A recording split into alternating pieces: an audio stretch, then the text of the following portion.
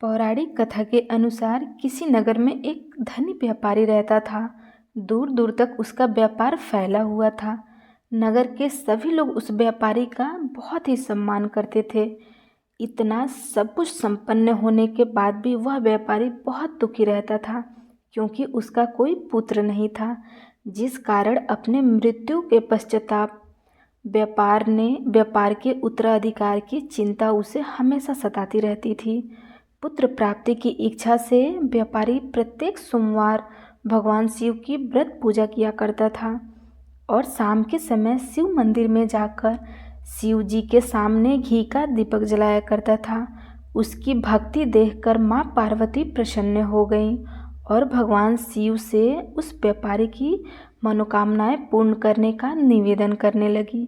भगवान शिव बोले, इस संसार में सबको उसके कर्म के अनुसार फल की प्राप्ति होती है। जो प्राणी जैसा कर्म करते हैं उन्हें वैसा ही फल प्राप्त होता है। शिव जी द्वारा समझाने के बावजूद माँ पार्वती नहीं मानी और उस व्यापारी की मनोकामनाएं पूर्ति हेतु वे शिव जी से बार बार अनुरोध करने लगी। अंततः माता के आग्रह को देखकर भगवान भोलेनाथ को उस व्यापारी को पुत्र प्राप्ति का वरदान देना पड़ा। वरदान देने के पश्चात भोलेनाथ माँ पार्वती से बोले, आपके आग्रह पर मैंने पुत्र प्राप्ति का वरदान तो दे दिया है, परंतु यह पुत्र 16 वर्ष से अधिक समय तक जीवित नहीं रहेगा। उसी रात भगवान शिव उस व्यापारी के स्वप्न में आए और उसे पुत्र प्राप्ति का वरदान दिया और उसके पुत्र के 16 वर्ष तक जीवित रहने की भी बात बताई। भगवान के वरदान से व्यापारी को खुशी तो हुई, लेकिन पुत्र की अल्प आयु की चिंता ने उस खुशी को नष्ट कर दिया। व्यापारी पहले की तरह सोमवार के दिन भगवान शिव का विधिवत व्रत करता रहा। कुछ महीनों के बाद उसके घर एक अति सुंदर बालक ने जन्म लिया और घर के में खुशियों ही खुशियाँ भर गई। बहुत धूमधाम से पुत्र जन्म का समारोह मनाया गया, परंतु व्यापारी को पुत्र जन्म की अधिक खुशी नहीं हुई, क्योंकि उसे पुत्र की अल्प आयु के रहस्य का पता था। जब पुत्र 12 वर्ष का हुआ तो व्यापारी ने उसे उसके मामा के साथ पढ़ने के लिए बनारस भेज दिया। लड़का अपने मामा के साथ शिक्षा प्राप्ति हेतु चल दिया। रास्ते में जहाँ भी मामा भांजे विश्राम हेतु रुकते, वहीं यज्ञ करते और ब्राह्मणों को भोजन कराते थे। लंबी यात्रा के बाद मामा भांजे एक नगर में पहुँचे। उस दिन नगर के राजा की कन्या का विवाह था, जिस कारण पूरे नगर को सजाया गया था। निश्चित समय पर बारात आ गई, लेकिन वर का पिता अपने बेटे के एक आँख से काने होने का कारण बहुत चिंतित था। उसे भय था कि इस बात का पता चलने पर कहीं राजा विवाह से इनकार न कर दे, इससे उसकी बदनामी भी होगी। जब वर के पिता ने व्यापारी के पुत्र को देखा तो उसके मस्तिष्क में एक विचार आया। उसने सोचा, क्यों न इस लड़के को दूल्हा बनाकर राजकुमारी से विवाह करा दूं।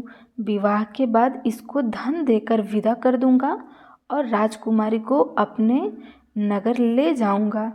वर के पिता ने लड़के के मामा से इस संबंध में बात की। मामा ने धन मिलने के लालच में वर के पिता की बात स्वीकार कर ली। लड़के को दूल्हे का वस्त्र पहनाकर राजकुमारी से विवाह करा दिया। राजा ने बहुत सारा धन देकर राजकुमारी को विदा किया। शादी के बाद लड़का जब राजकुमारी के साथ लौट रहा था तो वह सच नहीं छिपा सका और उसने राजकुमारी को ओढ़नी पर लिख दिया, राजकुमारी तुम्हारा विवाह मेरे साथ हुआ था। मैं तो बनारस पढ़ने के लिए जा रहा हूँ और अब तुम्हें जिस नवयुवक की पत्नी बनना पड़ेगा वह कान्हा है।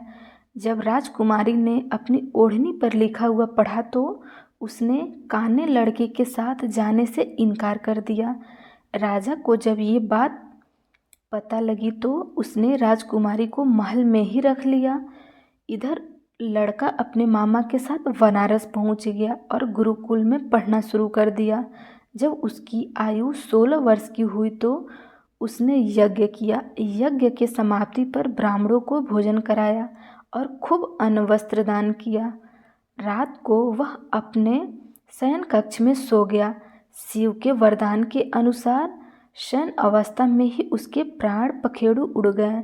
सूर्योदय पर मामा मृत भांजे को देखकर रोने पिटने लगा।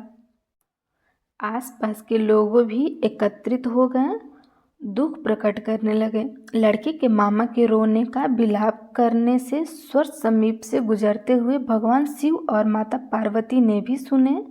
माता पार्वती ने भगवान से कहा, हे प्राणनाथ, मुझे इसके रोने के स्वर सहन नहीं हो रहे हैं। आप इस ध्वनि को, कष्ट को अवश्य दूर करें। भगवान शिव ने माता पार्वती के साथ अदृश्य रूप में समीप जाकर देखा तो भोलेनाथ माता पार्वती से बोले, यह तो उसी व्यापारी का पुत्र है जिसे मैंने 16 वर्ष की आयु का वरदान दिया था। इसकी आयु पूरी हो गई है। माँ पार्वती ने फिर भगवान शिव से निवेदन कर उस बालक को जीवन देने का आग्रह किया।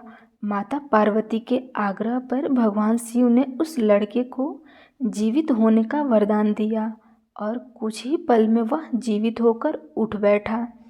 शिक्षा समाप्त करके लड़का मामा के साथ अपने नगर की ओर चल दिया। दोनों चलते हुए उसी नगर में पहुँचे जहाँ उसका विवाह हुआ था। उस नगर में भी यज्ञ का आयोजन किया गया। समीप से गुजरते हुए नगर के राजा ने यज्ञ का आयोजन देखा और उसने तुरंत ही लड़के और मामा को पहचान लिया। यज्ञ के समाप्त होने पर राजा मामा और लड़के को महल में ले गया और कुछ दिन उन्हें महल में रहकर बहुत सा धन वस्त्र आदि देकर राजकुमारी के साथ विदा कर दिया। इधर भूखे प्यासे रहकर व्यापारी और उसकी पत्नी बेटे की प्रतीक्षा कर रहे थे। उन्होंने प्रतिज्ञा कर ली थी कि यदि उन्हें अपने बेटे की मृत्यु का समाचार मिला तो दोनों अपने प्राण त्याग देंगे। परंतु जैसे ही उसने बेटे के जीवित वापस लौटने का समाचार सुना तो वह बहुत प्रसन्न हुए। वह अपनी पत्नी और मित्रों के साथ नगर के द्वार पर पहुँचे। अपने बेटे के विवाह का समाचार सुनकर पुत्रवधू राजकुमारी को देखकर उसकी खुशी का ठिकाना न रहा। उसी रात भगवान शिव ने व्यापारी के स्वप्न में आकर कहा, हे श्रेष्ठी, मैंने तेरे सोमवार के व्रत करने और व्रत कथा सुनने से प्रसन्न होकर तेरे पुत्र को लंबी आयु प्रदान की है। पुत्र की लंबी आयु जानकर व्यापारी बहुत प्रसन्न हुआ। शिव भक्त होने तथा सोमवार का व्रत करने से व्यापारी की सभी मनोकामनाएं पूर्ण हुई। इसी प्रकार जो भक्त सोमवार का विधिवत व्रत करते हैं और व्रत कथा सुनते हैं, मनोकामनाएं भोलेनाथ अवश्य पूर्ण करते हैं। आपको हमारी वीडियो कैसी लगी कमेंट सेक्शन में अवश्य बताएं। अगर वीडियो अच्छी लगी हो तो कमेंट में जय भोलेनाथ की अवश्य लिखें। हर हर महादेव।